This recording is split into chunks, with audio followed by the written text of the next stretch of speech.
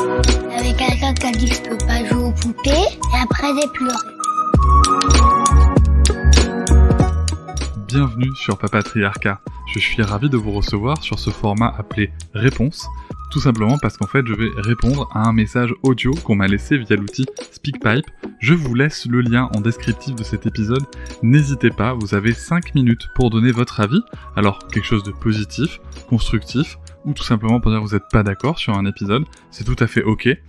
L'idée c'est de pouvoir échanger ensemble avec de la nuance, c'est pour ça que 5 minutes ça permet de construire un argument, et surtout moi de pouvoir vous répondre derrière, afin d'enrichir un petit peu plus le débat que ceux qu'on peut trouver sur les réseaux sociaux. Je remercie d'avance toutes les personnes qui ont participé à enrichir la réflexion sur nos sujets, et nous allons pouvoir tout de suite commencer cet épisode. Bonjour Cédric. Alors, on s'était déjà contacté en message privé et tu m'avais suggéré de faire un SpeakPipe, donc me voilà. Ça fait un petit moment. Donc c'était par rapport à une story que tu avais faite, ça doit faire un mois facile, où tu avais croisé une grand-mère avec ses petits-enfants en sortie de Cultura. Et la petite était en pleine crise, et du coup tu es intervenu, enfin tu leur as apporté de l'aide, et t'avais dit quelque chose à ce moment-là. C'était que si la petite avait envie que ça se passe mieux les prochaines fois, qu'elle pouvait le faire peut-être en criant moins ou en faisant d'autres choses. Enfin, je trouvais que c'était vraiment pas mal comme suggestion et tout, et c'est vrai que je l'ai mise en pratique, et c'est vrai que du coup ma fille s'est bien calmée sur certaines choses, et du coup c'est vrai que tu as donné plusieurs tips, comme les enfants sont tels qu'on les voit et tels qu'ils nous voient. J'aime beaucoup ça. C'est vrai que souvent je me le répète quand des fois elle dit des choses et que ça me plaît pas, et puis après je réfléchis 2 secondes, je dis ah mais mince, c'est moi qui dis ça à la base. Donc du coup ça aide beaucoup de se dire bon, si je veux qu'elle arrête de faire ça, il faut que moi aussi je me remette en question et fasse les choses autrement. Et voilà, et je trouvais que ça peut être une idée pour toi, soit de continuer sous forme de réel, comme tu fais parfois, de donner des tips ou des sortes de phrases comme ça qu'on pourrait se répéter comme des mantras, pour dans des situations où on aurait tendance à sortir, voilà, par exemple au truc de Cultura, que la petite a été vilaine d'avoir été comme ça et tout. Qu'est-ce qu'on pourrait dire à la place? Voilà.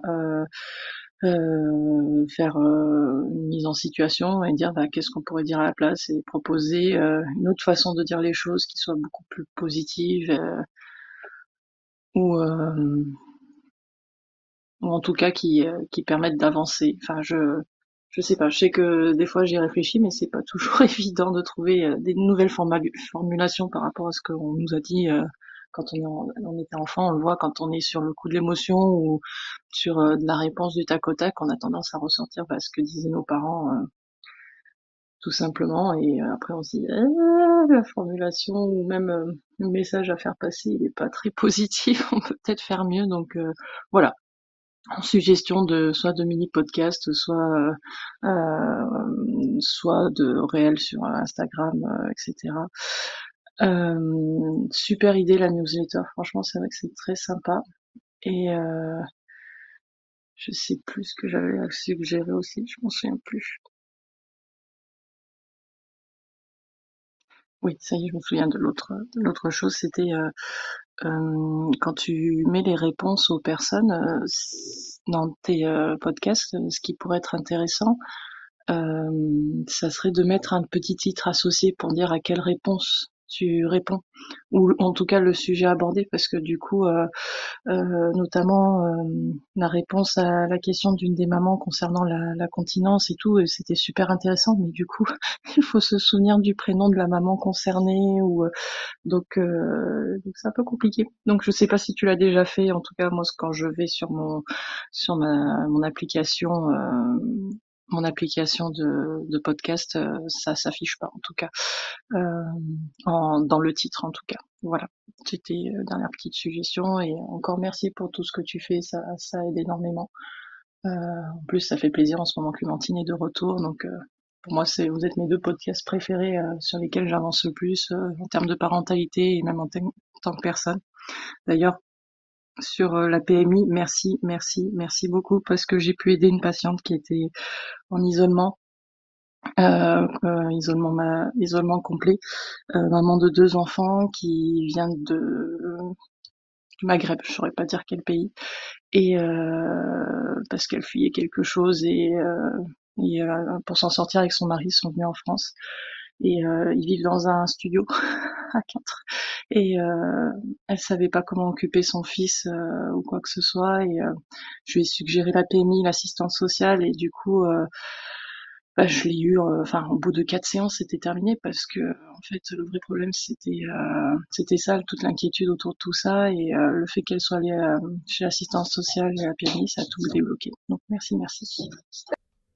Et salut à nouveau Clara, merci de laisser des messages, c'est trop chouette de pouvoir échanger comme ça de vive voix sur les sujets. Donc tu nous parles de ce moment en effet que j'ai décrit en sortant du Cultura où il y avait cette grand-mère en l'occurrence, cette dame qui était en difficulté avec une enfant qui était clairement en difficulté elle aussi avec ses émotions.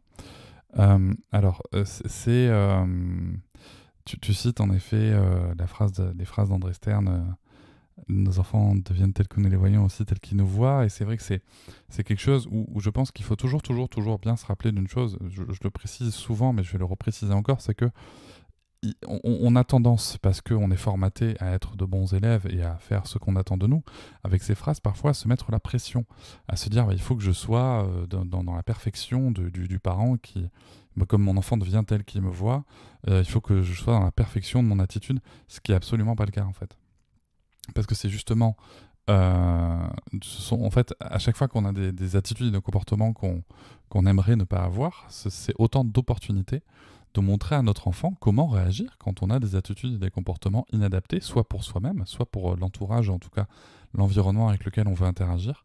Et c'est vraiment comme ça qu'il faut le voir. Et donc le pendant de je t'aime parce que tu es comme tu es, qui s'adresse plutôt à la phrase, à la première phrase, nos enfants deviennent tels que nous les voyons, ce serait plutôt je m'aime parce que je suis comme je suis, et réussir à incarner ça, c'est aussi passer énormément de messages à notre enfant en termes d'estime de soi et de tolérance envers soi-même et envers les autres.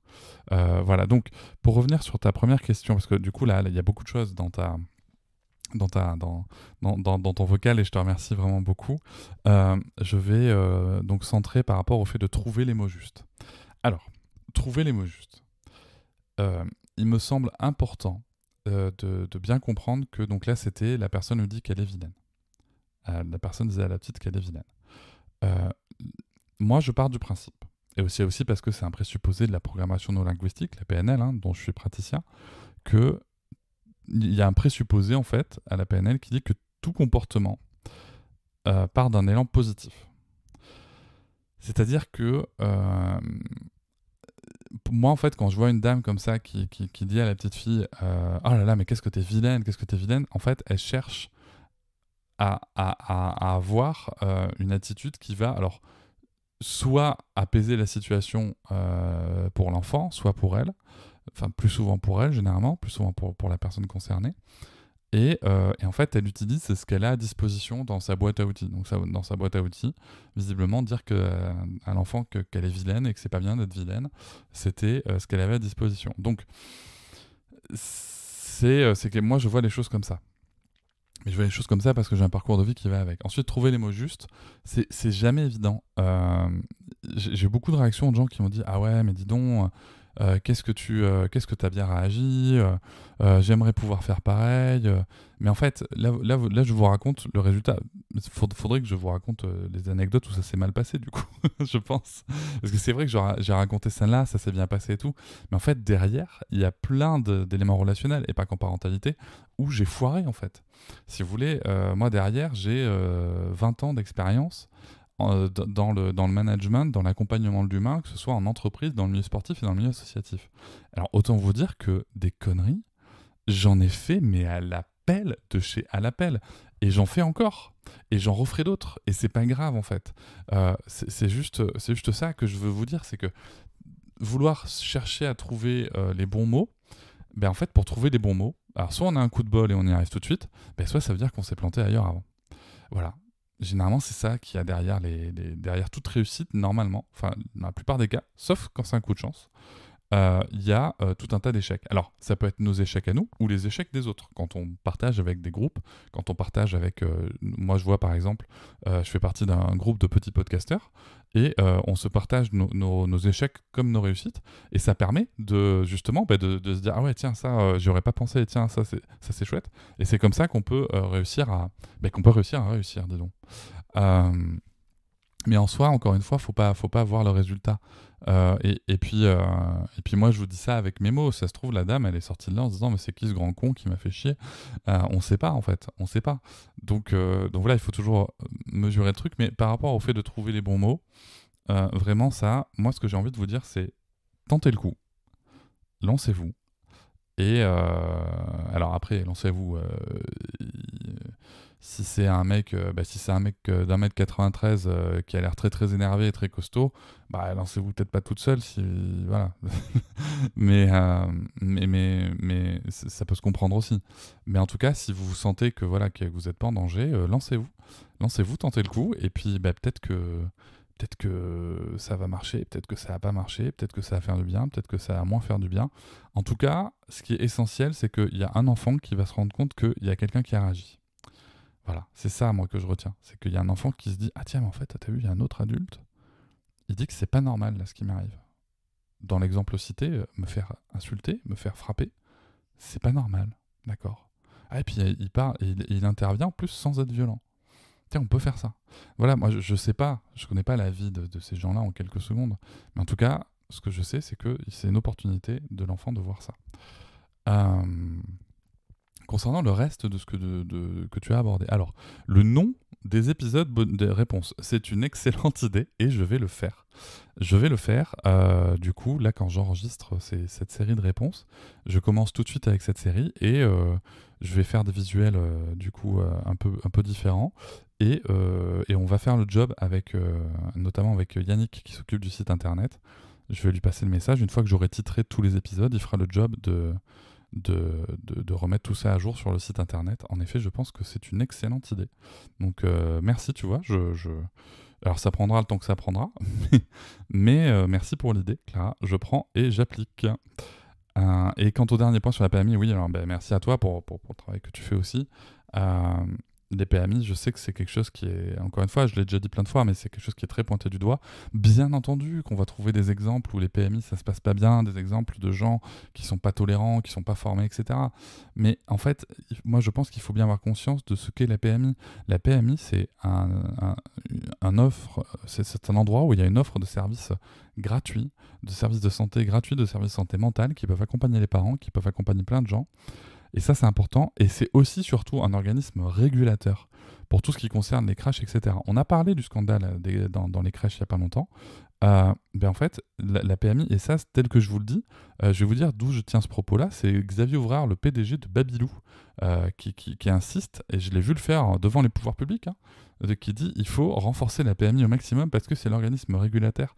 Régulateur, c'est celle qui nous contrôle. Et il faut que la PMI ait un maximum de puissance, un maximum de moyens pour pouvoir faire le job correctement. C'est ça aussi qui est important. Donc voilà, les PMI, c'est hyper important et j'espère qu'un jour, on arrivera à avoir beaucoup plus de moyens dans les PMI. Merci à toi. Je vous remercie de m'avoir écouté. Je vous invite à vous abonner et nous pouvons aussi nous retrouver sur Facebook, Instagram et sur le blog papatriarca.fr. À bientôt.